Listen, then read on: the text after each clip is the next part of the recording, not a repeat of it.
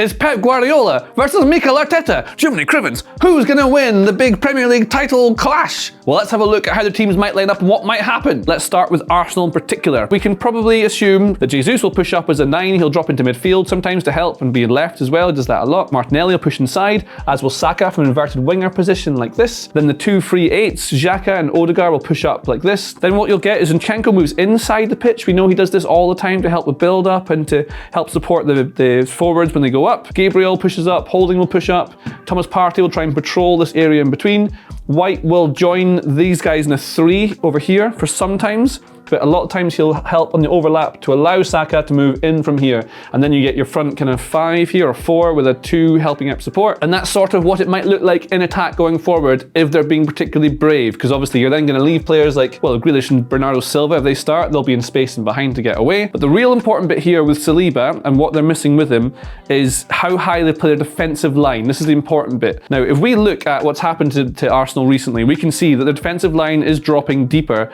without him. Arsenal's defensive line with Saliba in the team, 28.2 meters.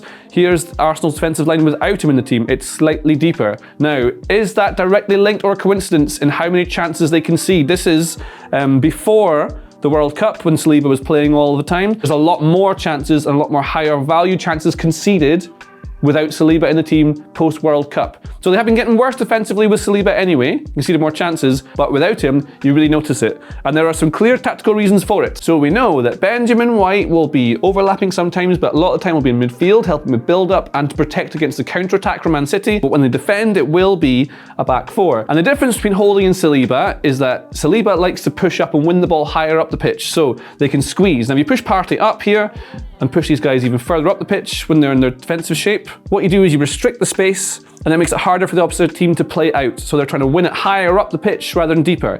Now, because Holding isn't quite as quick and doesn't read the game maybe quite as well, or win his headers the same way, they drop a little bit deeper.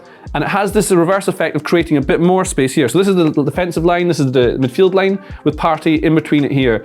If you squish it, there is less space between them, therefore Partey has less kind of room to cover and they can win the ball back better at source. If you drop them behind this line, which is what they've been doing, a little bit deeper, then what you get is Partey having to patrol too much, so he looks lost, and the opposite team can play through them and they can attack, which is obviously very dangerous when you have someone like Erling Haaland who's just waiting for a through ball in behind.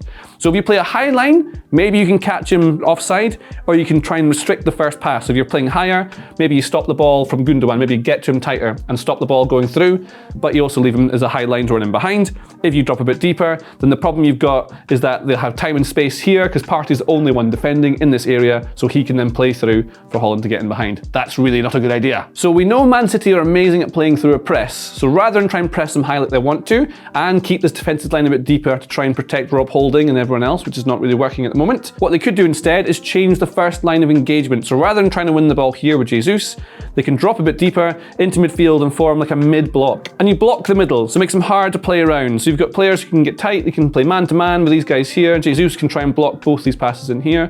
Partey can drop a little bit deeper. Basically, you've got Man City looked after. You can try and show them wide, and then when they're wide, it's a trap. You can try and engage in them really quickly and win the ball back, and then you go from there. And then the question is whether they want to try and counter-attack or just recycle the ball, keep it quiet, and then try and let City push up so there's space in behind for their own players. And so this lineup is what I think Arsenal will go with. It makes the most sense. What they have to figure out is where they want to win the ball back. Do they engage high and play a high line, which then leaves Haaland getting in behind? Or do they want to drop a bit deeper, engage a bit later, so they can try and win the ball in midfield, and let City have control of the ball and try and hit them on the counter-attack? These are the things they need to work out, because we know Haaland is the big problem. Do you want to try and stop him from scoring by having more players back and be more defensive, or do you stop him at source? Because this guy, Kevin De Bruyne, is the real problem. Now, we know De Bruyne is a very good player, but you can see just exactly how important it is to stop him at source. He's just got his 100th assist for Manchester City. He can create from anywhere, especially this kind of right half space. So whoever's defending that space there, you probably want to double up on him, stop him early. If you can stop him on the counter-attack before he plays the ball suited to Erling Haaland, you can play your high line. So if you play a high defensive line, as long as you engage early in the midfield, you can then win the ball back. So perhaps the solution is you engage slightly later in the midfield to stop Kevin De Bruyne at source, to then prevent Erling Haaland getting in behind your high line, and that's how they protect it.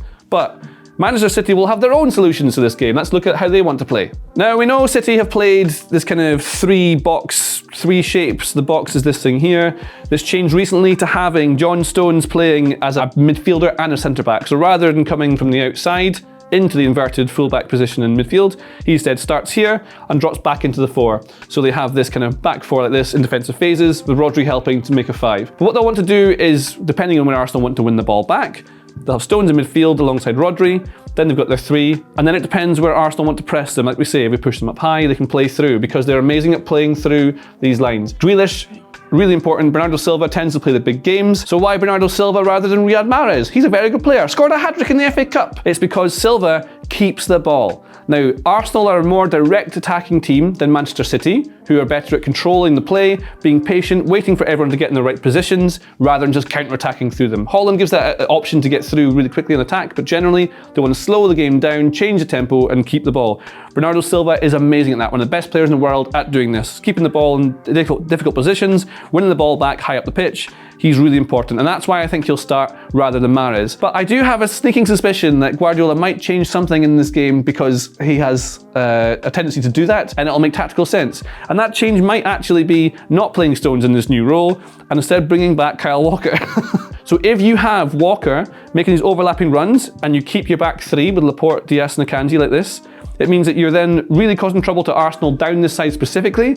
Zinchenko isn't the strongest defensively on this side, so that's a problem. And then you're weakening Arsenal on the counter-attack as well. So if that is what happens, Bernardo Silva plays inside the pitch as well, which gives De Bruyne more room to play around near Partey and maybe get some joy out of that. Walker can overlap. And as we all know, Guardiola has talked about how Walker doesn't play in his system anymore. It could all be a cunning ruse, because he knew exactly the game to play him in really was this one. Maybe that's what will happen. I'm not saying it will, but imagine it does. Wouldn't that be cool? Then City can squeeze them up. They won't have any attacking outlet, and they'll be squashed in. And then that's the big problem that Arsenal will have in that regard. Lots of things can happen in this game. This is why I think the teams might line up like this. We'll see when the teams come out how right or wrong I am. Please tell me what you think will happen in the game and how the lineups will be different to what I've said in the comments below, because that drives engagement and that helps the video grow. And then we'll see you after the game on Wednesday night, because we'll do an analysis of the actual match either on Wednesday night or Thursday morning. So make sure you watch that, please, and subscribe to our channel. And that is how I think Arsenal versus Man City might look on the pitch. If you like this video, please consider subscribing to the channel. The Athletic is home to some of the world's best sports journalists, including journalists dedicated to each Premier League team, so every fan gets the coverage they deserve, not just the big clubs. And you can try it for free now for 30 days. See the link in the description.